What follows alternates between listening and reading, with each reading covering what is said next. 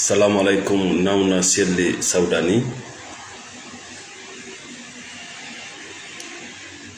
ɓe meɗen salmino nokkuwo kawon ɗon ko pimmiɗo kadi siko ɗum Allah muyi en aray sendoden yoga e toɓɓe wawayɗe findinde bani adama o min andintina on wiɗon ka ɗerol nawna silli minen ɗo sendadagol e moɗon miijoji amen ɗin wona noon men ɗaɓɓoɓe yon jaɓu ko men woni e miijade. Cela ne paye pas chez nous, c'est juste partage d'idées. Merci Alpha Omar Diallo. Good morning too.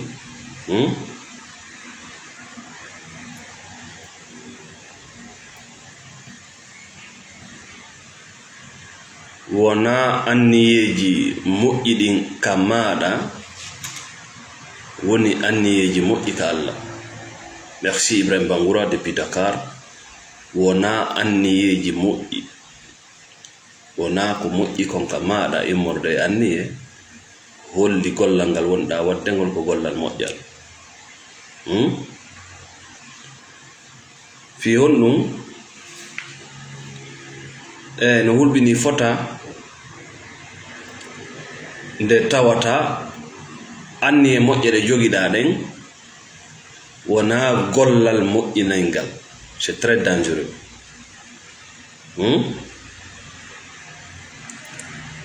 Yonata wigol miɗa jogi anniye moƴƴe koko moƴƴi mi miiji d'accord, mais holla anniye ma moƴƴe ɗe jogiɗa ɗen ko moƴƴinayɗe. Merci David Palmer.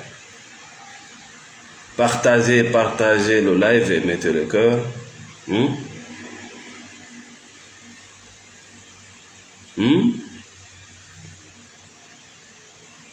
Partagez. Merci Sidi Monene Marama.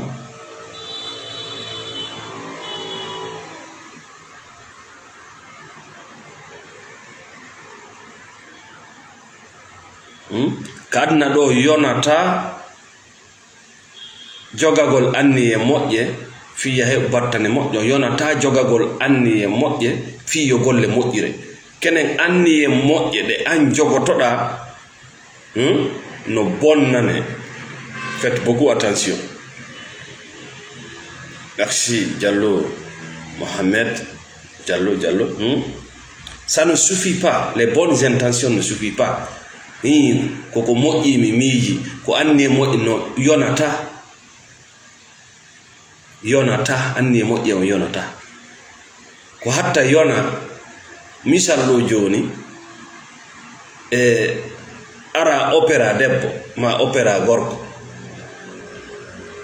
hara wona golle ma, Allah ndaki hoore ma siɗa wawi, mais hara ko sabu yiɗa yurma mo tampere makko nde, ko sabu yiɗa jogi anniye moƴƴe ko ya wallitomo o serta e musede.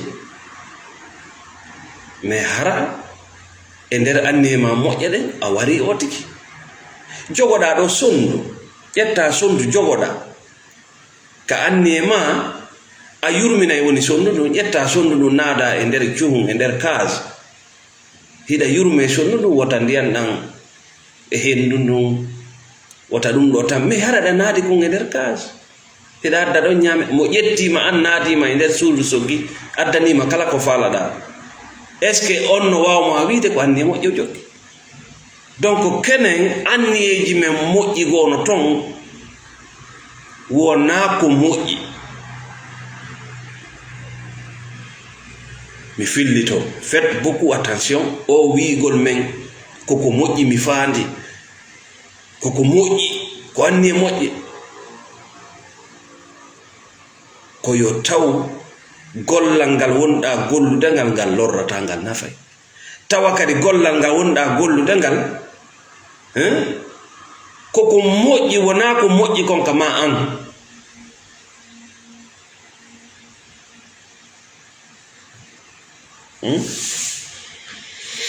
Misallo joni yaha opéra musidɗo ma no nani ka nder suudu hemo muusede mo wullitade reeni ɗum way wiya bon yomi wallitomo yatta laɓe sijo ara ɗon e cheikugol ɓayɗa yurme inna yaltina e nawna nden kareɗe ma mais alandake hoore ma est ce que ko min wadde ɗo kokomi janggani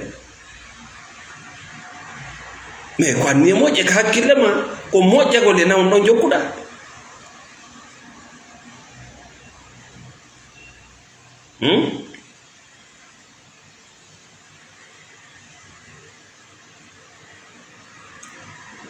o perugol musidɗo ma ko anni e moƴƴe ko fi yo surtout e nawnar mais est ce que ko a gayno ko a janggan est ce que ɗa mari matériel ji est ce que ɗa yamira waɗugol est ce que ɗa nokkure ka wawata waɗade donc les bonnes intentions ne suffit pas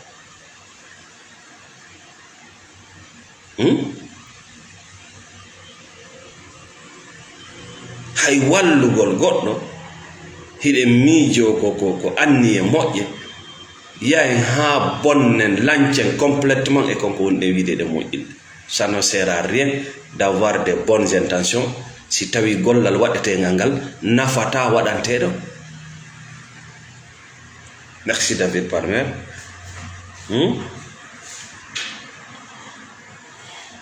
Donc il ne suffit pas d'avoir de bonnes intentions pour réussir, pour aider les autres. Mais il doit faire le mécanisme de fonctionnement du monde, les lois naturelles. Tu dois comprendre la spiritualité. Ɗum ɗon yaltinayma e wonugol idiot. Wona ko moƴƴi kon ka ma moƴƴi ka oɗa. Wona ko laba kon ka ma laba ka oɗa. Wona gonga ma kam woni gonga oɗa kan. Wona Allah ma on woni Allah oɗa. Fayda sa andari wurinna ce qu'on appelle le religieux, ce qu'on ko wiyete hande dina ko ɓuri hewde ko rewoɓe yimɓe. On t'appelle à adorer les gens ko rewgol yimɓe. Rew yummama nata aljanna, rew moɗima nata aljanna, rew bemma nata aljanna, rew ɗum ɗo na non ko haɗi rewa Allah nata aljanna. Jokku o ceernojo nata aljanna, jokku nde fedde nata aljanna. Ça c'est le religieux ça. Hein? Parce que nous comptons nos moƴƴi ko anni e moƴƴe no moƴƴi fin.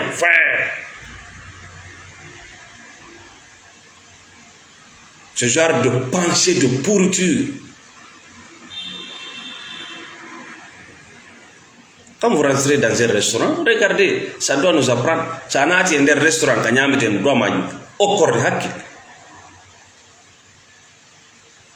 Arɗo wonno landade plat mo faala on, jus mo faala on, ñamete mo faala on yalta.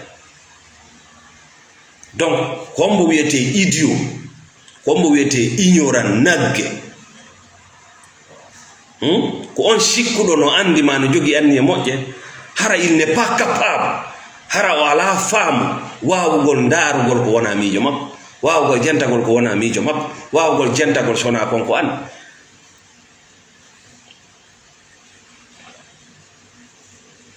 Ila andi kon ɗon probléme yimɓe ɓen ko faala jentade ko konko ɓe gomɗin, ko yimɓe ɓen faala nande ko konko tawi hiɓe hooli.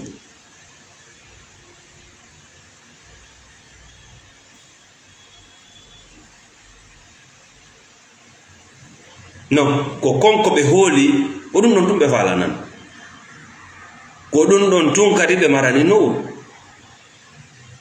yaw ka Qur'an.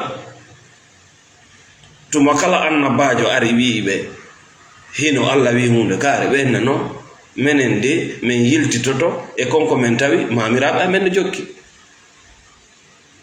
Hay si tawi mamiraɓe mon ɓen ko jokki kon ko faami kon yaada e ko Allah faala ko e ko Allah faamu ko jokkay. No wona mawmiraɓe ma ɓen jokkoton ko beleɗe maɗe, par ce que no woodi ko mamiraɓe mon waɗi ko tawata no moƴƴi on susta wadde haya ɓattota ko suuɗagol ɓaamo mamiraɓe mum ɓe gaddi ɗum mo kala ko beleɗe mum ɗen jokki. C'est ça la réalité. koko yaadi kon e ko neɗɗo on faala konko ɗum jokkuɗa pas plus. Donc il n'y a pas plus idiot dans ce monde. Neɗɗo tawɗo kanko o ala capacité yiwugol miijoji goo tawa ko miijo makko ngon tun o mari kanko ko wiya ko anda. Il n'y a pas plus idiot que lui. Sa nani nagge bani adama ko tu rentres dans un restaurant, hein, voilà commandement, tu n'as pas de problème avec les commandes des autres, mais dans la vie privée des gens tu veux tout gérer. Nagge aya hay ka restaurant nata tawa goɗɗo no landi guerre an ko foñe falada, tu n'as pas de problème avec ça. Mais quand tu sors du restaurant, tu veux gérer la vie des gens. Afala be wiide naɓe bani naɓe yimɓe quoi. Way tuma kala falaɗa e goɗɗo wawno fa andu a wiɓe naɓe yimɓe, a wiɓe il n'existe pas. Si tu as été dans un restaurant, tu n'as pas eu de problème dans un restaurant, je me demande pourquoi tu te mêles la vie privée des gens.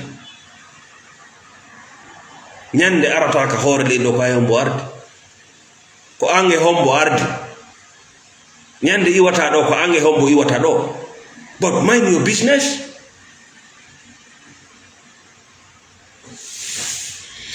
Bangara wi wona jogagol anniyeji moƴƴi holli ko wonɗa wadde kon heno moƴƴi. Non, wona jogagol anniye moƴƴe holli konko wonɗa wadde ɗon no hawrodiri e sawaba. Wona jogagol anniyeji moƴƴi holli konko wonɗa wadde ɗon no wondi e nafoore. Wona jogagol anniye moƴƴi holli konko wonɗa wadde ɗon Allah no faala ɗum. ɓe waɗi ɗo mission ngal terre à terre, hein, yahay ɓe jahannama buy no rondi anniyeji moƴƴi. Ta sikku kamɓe kadi ɓe ala anniyeji moƴƴi. Ɓe seke anniye maɓɓe wimo ɓe wi on no moƴƴi, bale on anne nder on anniye maɓɓe moƴƴo ko e lorra ɓe woni, ɓe lorra e woni goɗɗo consciemment ou inconsciemment. Laawol jahannama ngol birikije darnirangol rahol jahannama ngol fof ko anniyeji moƴƴi. sa landi keɓe ɓe innete ko anniyeji moƴƴi, min fandanoki sona moƴƴingol. mais moƴƴingol kaka golle andoto.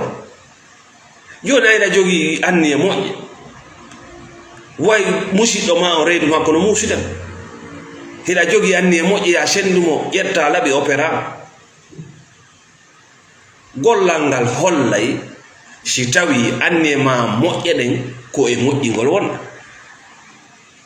ko a docteur jo gasi, tu es qualifié, tu as des expériences dans le domaine, hein? Nokkure local ka wonna ɗon mattireji mum no woodi, hein? Donc wona anniye moƴƴe ɗen holli ko wonɗa wadde ko no moƴƴi. wona yurmede ma nde holli ko wonɗa wadde kon ko yurmede. hiɗa jogo yurmede mais tawa yurmede ma nden ko lorda. misal nanga sondu ɗum no ka burure no wuri gurdam naturel ne wiɗa, nanga ndu sondu addandu ka suutuma waɗa e nder kaas, ka salon ma ɗon waɗa kon e nder cuuɗu, hiɗa adda ɗon e piyo e ñametewo e jonnako, mais hiɗa wiya eɗa yurme a falaka e ndiyan nan hendu ɗum pi sonnuɗo. mais a yejjiti on chambre mo wonda e mum ɗon mo sokima ɗon e nder 24 heures heƴata e ma,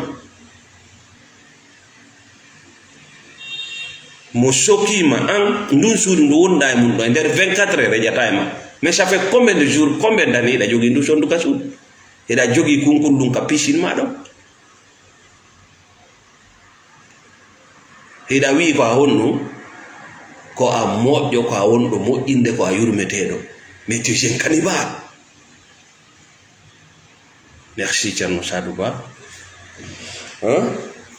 Donc wona anniyeji moƴƴi ɗin holli hiɗa moƴƴi. wona yurmene den ka ɓernde ma holli hiɗa yurme. C'est le travail fait. Andi kamen si goto kala nangitirte nun ko golli, hein, les idiots là allaient disparaître parmi la société. Si goto kala yoɓeteno ko golli wano Allah gertano Allah kanko ko golle ɗe golluɗaɗe ko ɗen o jonnayma soña.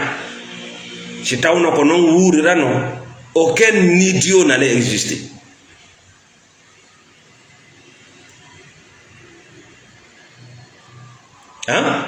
Nanga sondu a wiiɗa yurme naɗano e nder cage lewru ɓe nange ɓe naade e nder cage ɓe soke ɓe addane ko ñaama tiga ko ƴakka.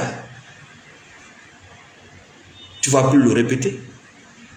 Hendoɗa goɗɗo opérama ɓayiɗa an yiɗa ko anni moƴƴe jogiɗa koye wande tampere sa ɓe gayniɓe hendoma ɓe seeke reedi nu ɓe ƴetta audi. Un vrai idiot ka lawol mo anda hunde ora opéré, c'est que ça va s'arrêter.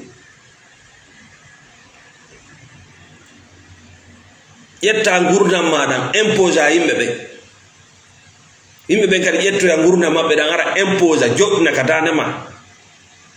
Tu comprendras ce jour que le monde wona vision goɗɗo.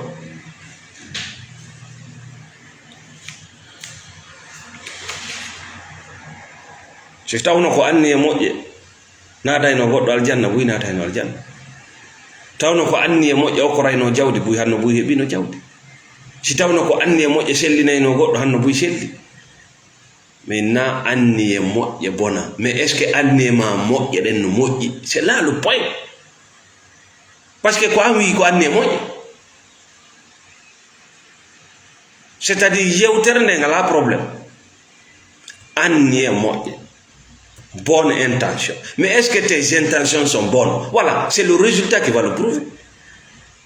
No e ɗo joni sa wi hiɗa gayna hunde ko a chauffeur jo, a wi ko a chauffeur, d'accord, ila jogi anne moƴƴe, d'accord. Si oto wangal dari ke passage ƴawnama bagage o ŋaɓɓama natama ton golle ɗen hollay si tu es un chauffeur. Mais wona ɗum mi fadaki ɗo sona ko moƴƴi, mais mo perra o maayi ɓe landoma ko golle ma non haɗi mi ko anni e moƴƴe mi fandako. Mais attends,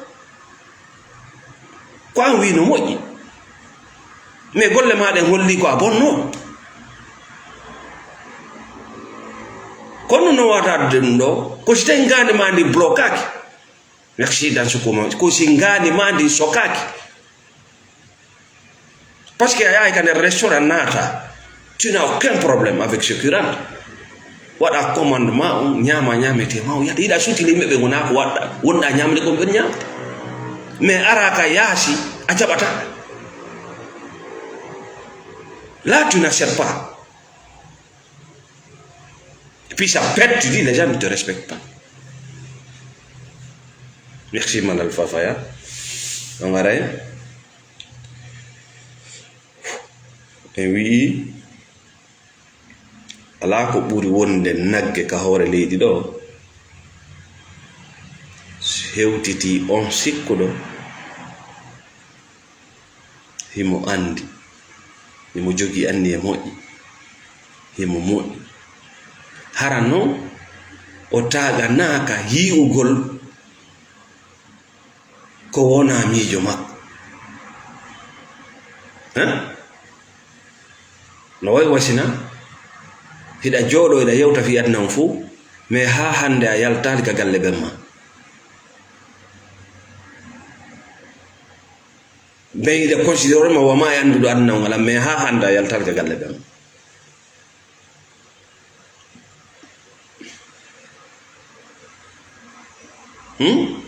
Ko ɗum waɗi siɗa wiide ɓen ma no ñaaɗi, minen ɓe anda ɓen ɓen ma no ñaaɗi ɓuri, minen ɓe anda ɓen maɓe kono ɓe antaɓe ñaaɗi. Mi fillito no waywa goɗɗo ila o heɓama ka nder galle ɓen makko, mais mo hooli mo andi adna fof, mo andi mo kala ko fofota e ko yarata reno jooɗori eno miijora.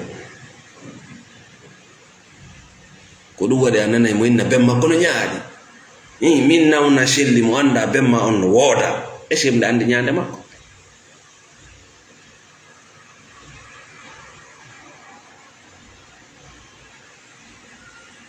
ko ande be mana ñaan ko an woni ñamde ñamate bemma ko an woni ka galle bemma ko an woni nafitorde ko an wona tamede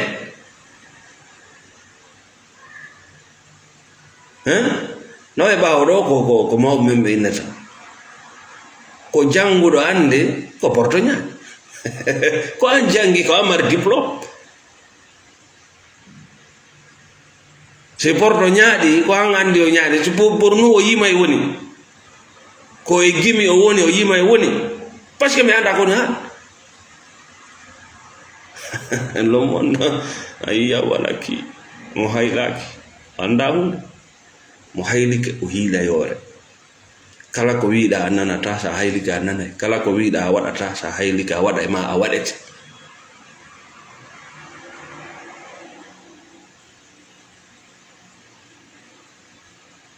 donc haray wi ko honno no anditirta ɓeɗo yimɓe ko honno anditirta bana adama en idiot dans tes pensées nagge honno anditirta ko kala ko lundimo ko kala ko yehi contraire à lui hakkille makko ɗen wawata jaɓude ɗum ɗon sona neutralisugol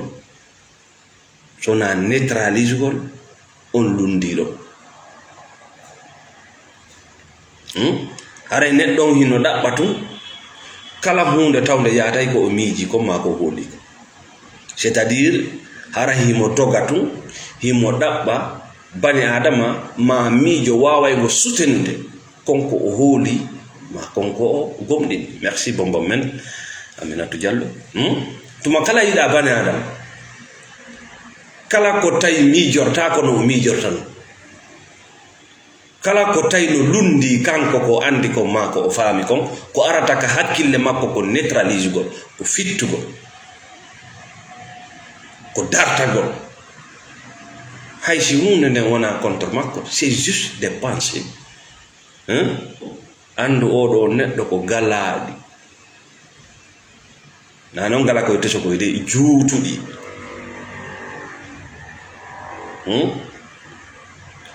haray on neɗɗo ɗon kanko ko woni haaju makko ce sont ces idées soutenɗe ko o howlima ko o miiji haray kala ko wona ɗum ɗon il va disqualifier la personne qui propose la nouvelle idée haray toujours kanko emo e nder laawol de défense automatique andi o ko wiyete défense automatique ɓe andata hay position ma on to qualifie on t'étiquette mais tu oublies une seule chose hunde wotere petti yejjutuɗa wona a oɗa wona an sa faami ɗum tu vas bien réfléchir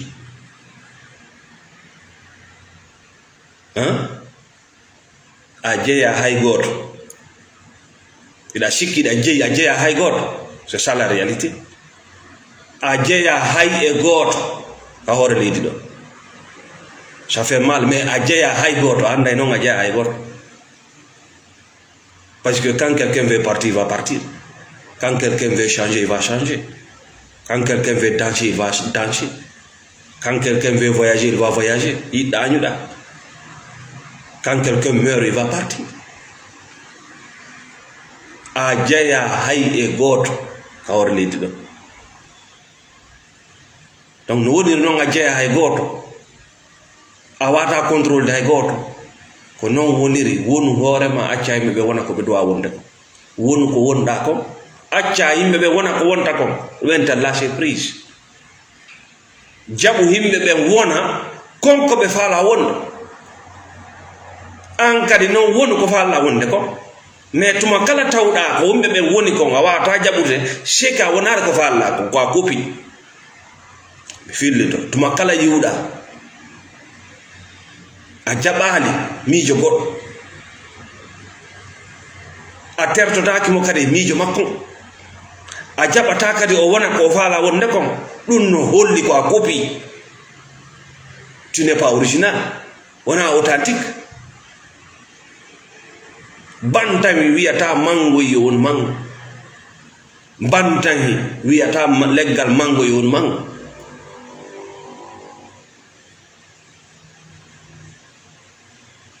teli wiyata kay yo won kay yo won teli jawre wiyata ngayuri yo won jawre parce que kun kala no jabi ko Allah wadi dum ko an woni jabale ko Allah wadi mako bay tunga jabali ko Allah won wadu mako donc a jabata ko yimbe be woni ko c'est ça le point. You are fake, you want people to be fake like you.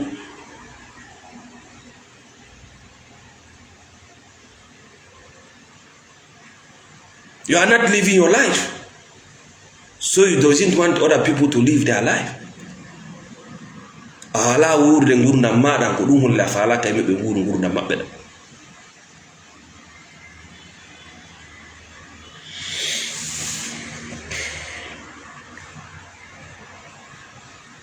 Donc kala wi ka aduna do anni e mojje de yonata fiya wadu goddum ko moji ko be tawa konko fala da wadde don hida andi no wadirte no eno duwirano eno mojjinirtano c'est ça anni e mojje nen hay ka dina yonata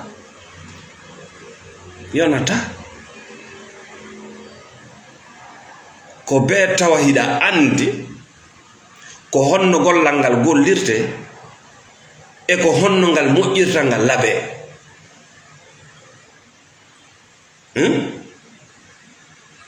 yoni musiddo ma on no fala darnde suddo yurme damo inna modi mi fala ka ya jettudo ingénieur jo ma masonjo sonjo da haram wullitade be ingénieur be no certifié be no natirni inna joni mi moi je vais t'aider récupérer mbudi nata e chantier mais dum ron kama mo irde inna ndara do mi fandaki sona ko mo ni afandaki sona ko mo ko golle ma c'est là ko golle ma ma jabo da do goddo landal an ko mécanicien goddo lando ma fi pentiri jabo da mo couleur ji pentiri ko duwan honno mélangirte o ya o mélange ron ka yaltude ko faala inna mi faala ki do mi faada ki do sona ko moji mais ko pentiri gasi anne ma moji no moji kama ne e moji ni an ko amin tere ko anduda ko hellagol finkare e ke fore chef etta pikir pika bi do ma ko ngal makko ngal bona mi faana ki do sona ko moji onno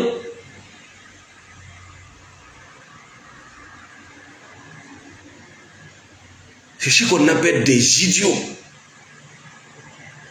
ko dum heewi di aduna ko dum heewi dans la religion. Pour eux, s'ils ont des bonnes intentions, ça veut dire qu'ils vont poser des actes qui sont adorables. Non. Non.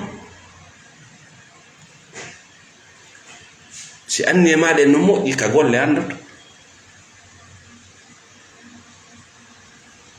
Si annema de nomo kagol le andot. Ka huwondir gole ma yimbe be ngandot.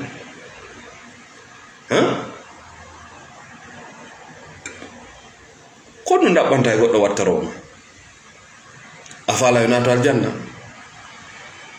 ko no dabbanta e goddo haalirwa ma ko no dabbanta e goddo miijoro ma ko fi on moƴƴo fi on won quoi quelle bêtise.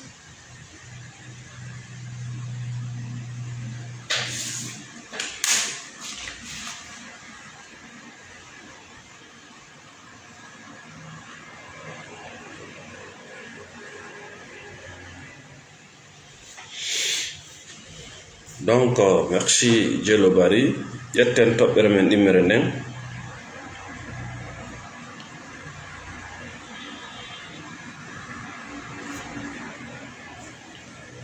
yewten fi ko wiyete ko liberté freedom hettare c'est un cadeau a ardu mum kadna ɗo tu es venu libre mais ando cadeau ɗo si tu n'as pas l'éveil ils vont te retirer. Ils vont te retirer ce cadeau au nom d'une bonne intention, au nom de patati patata, au nom du paradis, au nom de... Non, je vous ai dit 95% et notre dame ko wiete religieux ko rewgolim mi wondiri Allah tagudo lan ko bani adama wonda rewde na Allah wonda rewde de ko bani adama wonda dabbirde aljanna sa dabbiri non goddo ko jogaki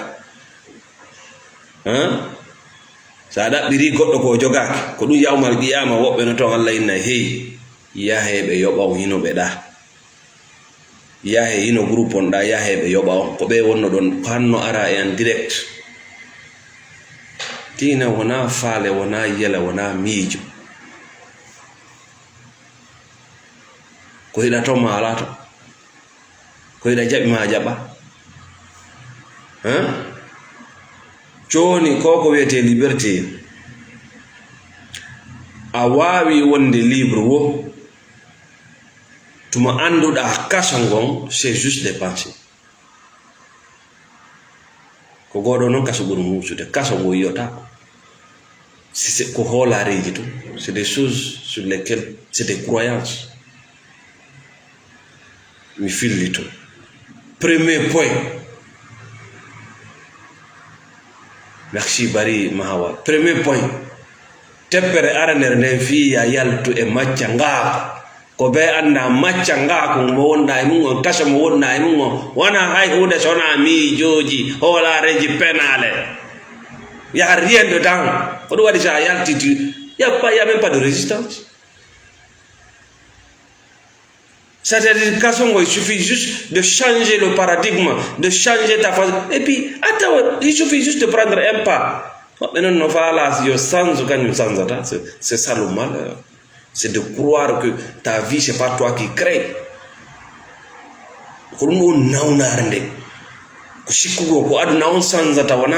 Là, tu vas jamais s'en sortir.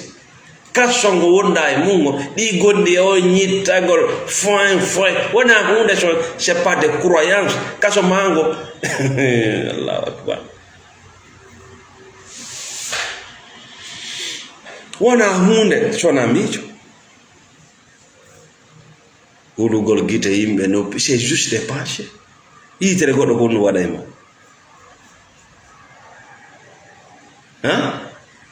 yitere ko onnu wadata goddo so yitere no wada eno goddo hanno ay be buyi wino ka hore deyto me nyandoyda suti gaño ma alale mo darde yitere moƴƴere mais il est toujours vivant yitere wona hay hunde sona ko dari de noppi wona hunde sona ko nani de kaka miijo ma dite yimbe be lorrayma kaka miijo ma noppi yimbe be lorrayma kaka miijo ma dende yimbe be tampinayma dengal ko tagira fi o haalu donc kaso ngo wonda e mungo c'est juste des pensées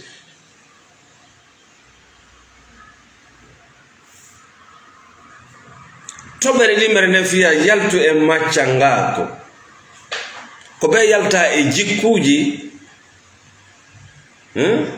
be yalta e jikkuji wono to no tawa e din jikkuji a ko nene ma a ko bemma a ko kram koma a ko dina maka no toxique est égal à toxique kala ka yuri no kala ko sonjay ma kala ko ɓuttinantama gurdam maɗa kala ko jam fotoma kala ko siɓotoma kala ko haɗa ma ɗoygol that is toxic wota lando ko honno jeydira ko honto iwri ko ɗon ñawgu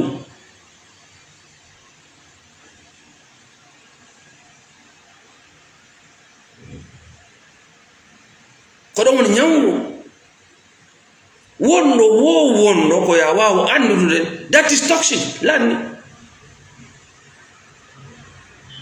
fillito a yalta e on jikku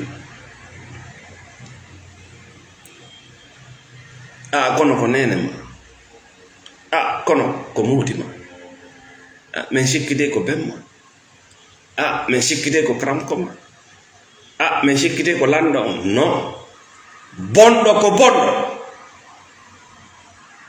si tawi no bonnude ma ko bonɗo ma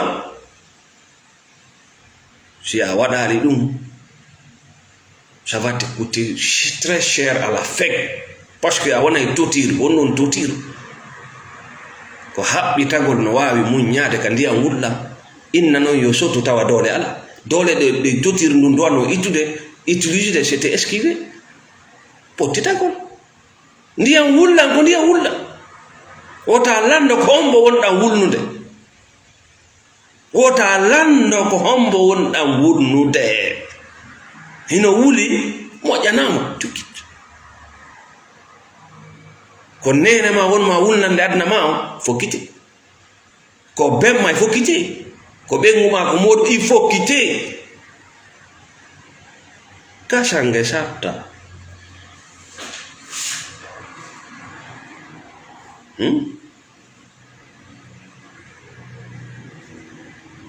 pottitagol wona bewre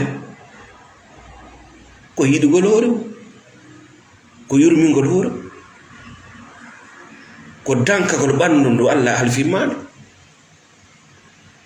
ko respectugol hoore mum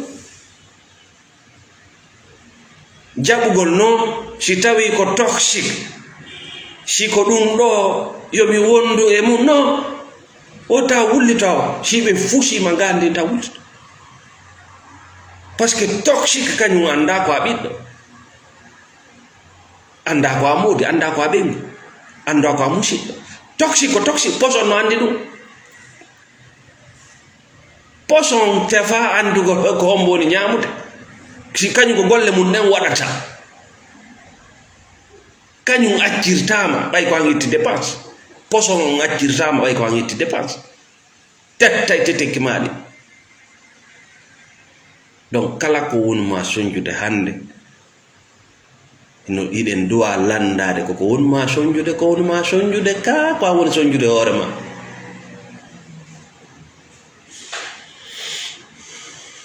non min ni a neewi wullitade d'accord a neewi wullude d'accord a neewi ŋañade d'accord mais landi hoorema koko wonma soñjude ko wonma soñjude ka ko woni soñjude hoorema Allah wo leydi ande no yaaji komi tagi kon no ɗuuɗi wiiɗa o no faadi no faadi tu cherches quoi la sécurité c'est ça que tu cherches hiɗa huli on no guite e noppi e kundule soffaade no garay toɓɓere tatamere nden nous sommes sur les solutions ko am ɓuttinanta hoore ma ngani ma ndin sendindira ko feƴƴi e ko woni arde ndi sendindira ton cerveau sendindira hunde ko wonɗa e miijade kon ɗo siko gonga siko fenade kañum sendindira ko ɗum sa miiji kayɗa hoynde ɗaɗi mani waray tu vas sentir ce plaisir parce que tu trompes ton corps a fenana e woni ɓandu maɗa cerveau ma on kañum anda ko wonɗa miijade kon siko gonga siko fenade gandi gandano hakkille maɗe noon kañum no wawi andude mais ko ɓuuri hewde kon en gollitirta hakkille ɗe ko ɗum wallenta a fala taagi ɗum hakkille ɗe ine wi ɗum wonu to hiɗa soñjude la tateransa ine yadde ngani ɗi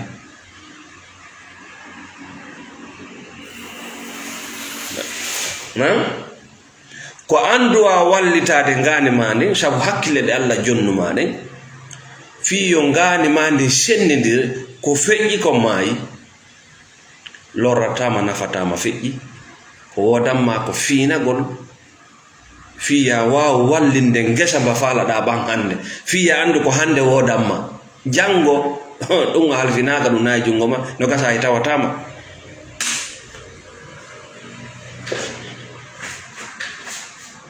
ko bonni hande ma on ko ɓay hanki harɗa miijade fi hanki a gollali hanki wi hanki ko ɗum bonni gurna maɗa ganda mi fillito ngandi ma nde be wallitoɗande nde sendidira ko feƴƴi ko woni arde ko fewndi hakkille maɗen kañum no ande mais a wi hakkille maɗen hiɗe soñjudema tuma kala hakkille maɗen inni ka bimbi ɗo no wodi ko duwaɗa gollude inna ñet no wodi ko duwaɗa waɗande hoorema wi'a ñet jon noon ko wonɗum ngandi waɗata ɓay a jaɓali wurugol hande a naati e wurugol ko feƴƴi expérience ji kanɗiɗi rewɗa e mum ngandinille ko woni golle mayri ko protége gol ma ko ɗum woni kulol kulol kono ngandi ndi manifestorto noon fi hiwgol mo nambara ko ɗum woni kulol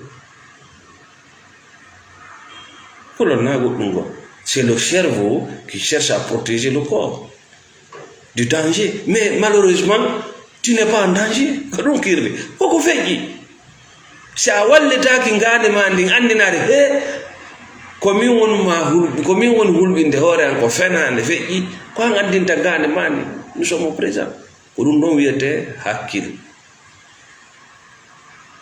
ça c'est la conscience yalta ka ngandi wowani ngandi ma ndi wiyayma gite yimɓe ɓen kundule yimɓe ɓen noppi yimɓe ɓen reeno e mum naatir ni ta wattiral ni ɓe ƴakkete ɓe warete ko ngandi gollata ɗum ko hakkille maɗen wiyayma gite ko yi'ugol noppi ko nanugol sengal ko haali ko no gite ɓe yiya sa yalti ɓe yimɓe ɓe yiya sa golli gollal ɓe haala ɓe nane ça fait partie de la vie sa falaka ɗum ma yiwa ɗo ko ngandi innayma ta ɗum won loppotima pardon ko hakkille nde wiyema ta ɗum won loppotima ko hande wodanma ko hakkille ma ɗen wiyema ɗum sa woopi noon hande a woopay janggo sa woopi janggo a woopay faɗɗi janggo chaque jour tu as un boulot à faire pour ta vie prends soin de toi danko ɓanduma danko hunduko mako dogu e programme ji maɗi yurmin hoorema kala ko wonɗa ɗaɓɓirde yimɓe ɓen hiɗa wawi waɗande hoorema kala ko wonɗa ɗaɓɓirde yimɓe ɓe eyi ɗon sikkude ko dogugol ɓaawo goɗɗo heɓata teddungal non ko dogugol ɓaawo haajuji ma ɗin heɓata teddungal ko dogugol ɓaawo ko nafa e ma kon heɓata teddungal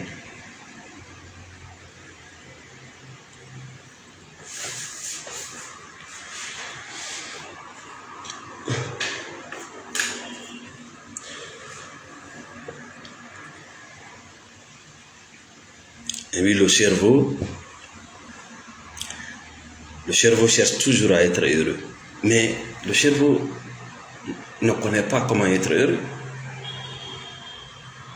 Nyande o nyande ngani mandi ko woni ɗaɓɓude ko ndi wonu kandi fonti mais kayde ndi anda ko honno ndi gerdata par ce que ndi sendindira ko feƴƴi ndi sendindira ko fewdi ndi sendindira ko arata hakkille maɗen noon no andi hakkille ɗen sati ngandi no senditi ɗiɗi tati ngani no toon wowandi hakkille no toon conscience ma an hiɗa toon sa lutti noon ka ngandi wona automatique robot siɓe haali ko ñettirta ñetto siɓe haali ko wullinta wulla ɗum wiyete automatique robot nagge siɓe haali ko ñittinta yoɓe ñitto siɓe haali ko wullinta yoɓe wullu waɗi heen merci Fatoumata Diallo Thierno Souleymane Abdoul Gadir Sow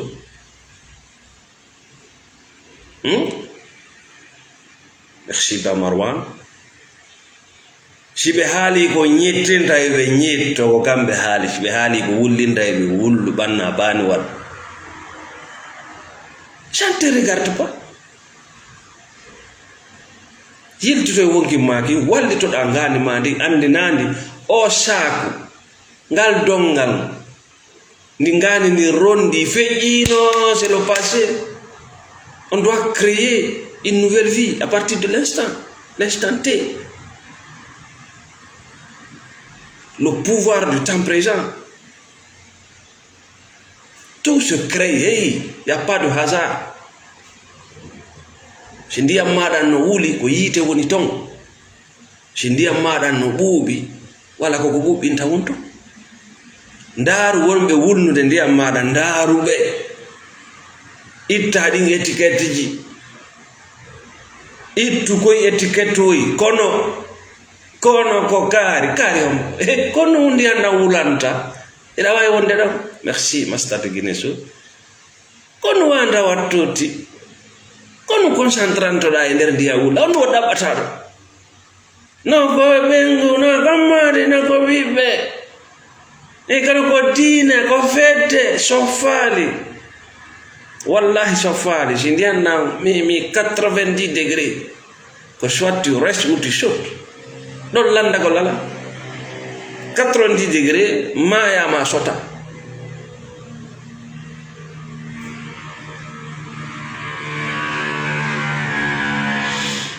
Donc aray ranno yewtere men wi'ay ko ya tabitu e suɓandeji maɗi no metti fi noon wawu tabitude e suɓandeji maɗi won ferme e suɓandeji maɗi ka bimbi ɗo leyve e mo suɓiɗa ɓe yiwɗa wawɗa Allah sendidirma senduma e ɓe bomɓe Allah sendidiranma nano e ñamo moƴƴanɗo mo moƴƴanama ka on duttuɗo lanni yiwde ɗon reste ferme dans tes décisions. Ta yiltitor ɓaawo ta yiltitor e gurdam daabeji on ngalaɗi gite e noppi e ɗenɗe ta yiltito e rewgol bana adama fi a naato e aljanna ta naatu e ɗum ko Allah adda ma ɗo o landaki hay goto so fokkiti ittugol ma ɗo o landota ko hay goto ko ampet ka daroyto yeso Allah ampet koko golluɗa ko ñawete a landetake gani goɗɗo landetake gani ma a rondetake dongal goɗɗo a rondotako. C'est ça la responsabilité.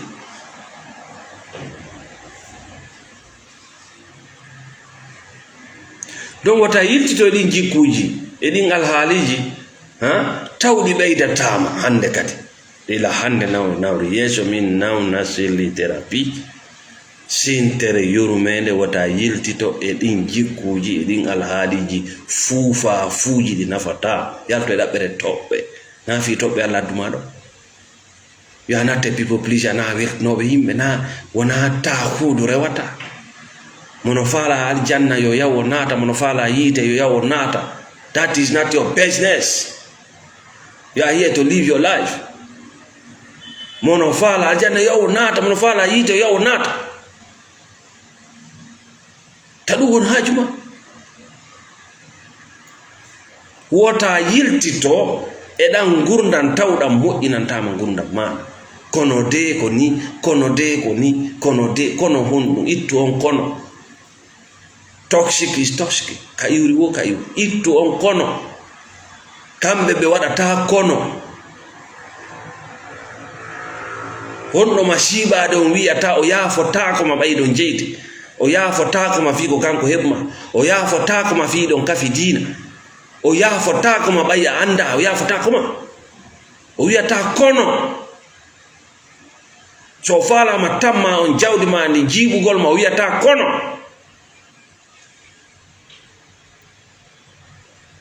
honɗum accanta goɗɗo inne kono ko nene ma kono ko bemma na mo duwanuma andinde ko amon nene makko ko ha ɓiɗɗo makko pardon o andinalima ko ha ɓiɗɗo o andinalima ko ha fami o andina mais to attidi kono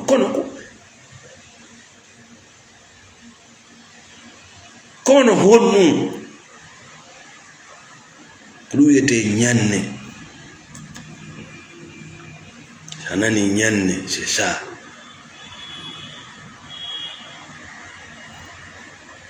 ils sont prêts à détruire ta vie iɓe waɗi prêt bonnugol gurdam maɗa mais na ya riposte.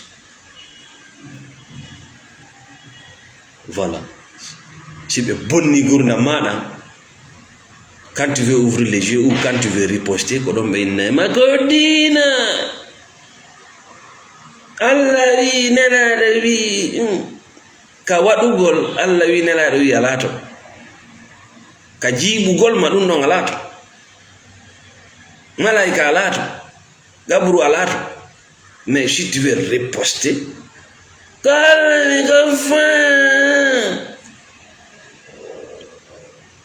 kosumo fini with a shit. Wayndire on neɗɗo jiiɓoma e inde ɗum yaltu e gurdam daabiji,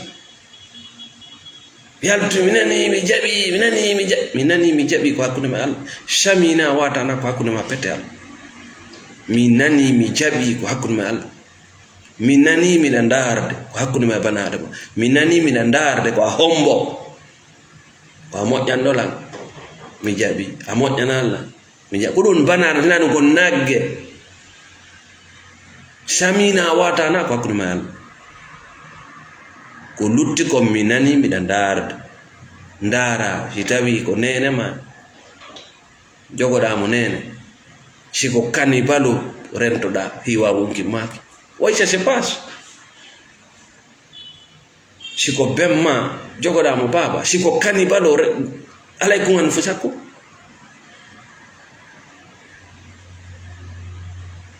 Mi noddama hewre goɗɗo ko poti min ni dan ko hoore ma, dandu hoore ma on probléme, dandu hoore ma on exploitation, dandu hoore ma ngum macca ga.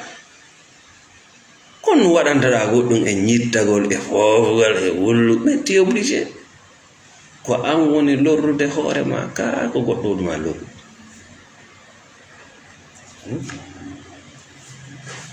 Ina dowa antude hoore ma ñande o ñande ko fi hon ɗum a ƴetti o décision radical. Tuma kala falɗa yiltitade e gurdam daabeji, jooɗo landitoɗa hoore ma ko honɗum yaltimma to. Tuma kala falɗa yiltitade ka fammere ka ngayika, armi hutte landito hoore ma ko honɗum waɗno, ko honɗum ko degré ko ha on to ndiyam maɗa sofno, ko honɗum sotinnoma.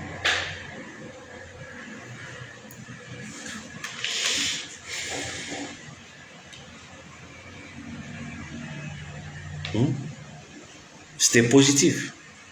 Darno gurdam maɗa hande, miijo ko moƴƴi ko woni aroyda, yejjuto ko feƴƴi kom, fiino e ko feƴƴi kom. Wota naatu expliquangol hoore ma, ta ndaatu e hawreji ɗi ala nafa. Wota sendato yimɓe ɓe yiɗama. Kala wiɗo o yiɗama wi a yiɗama. Kala hawkuɗoma hawkumo. Je répète, wota sendoto ɓe yiɗama. Kala añuɗoma añumo, kala hawkuɗoma hawkumo. Ta lando kombo hawkuma. Kono landatoɗa kombo hawkuma ko fiyon no hawkiranira.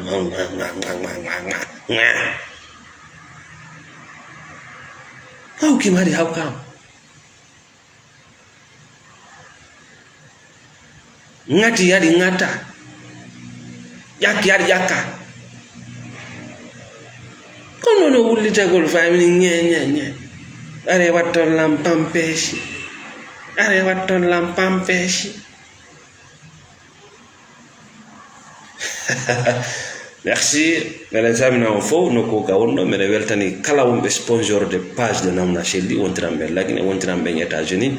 Merci Bamamad New York, merci Cherno Diallo, merci Dianob Sidi, merci Monsieur Boubacar depuis les États-Unis. Wontiramɓe en France, Monsieur Sali, wontiramɓe en Hollande, Monsieur Abdraman Pekos, wontiramɓe en Belgique, Fatou Mata Balde. Fatou, merci beaucoup.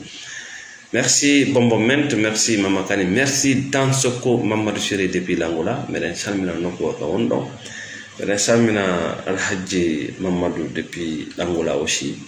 Merci Alpha Saliou Bari, meren salmina Bella Bebem, be Kankan, be Chirikouri, be Senko, noko ka wondo, be Sigiri, be Sierra Leone, be Morovia, be Abidjan, be Nigeria, noko ka wondo. Merci Alpha Yakou Baba, merci beaucoup. Salam alaikum wa rahmatullah.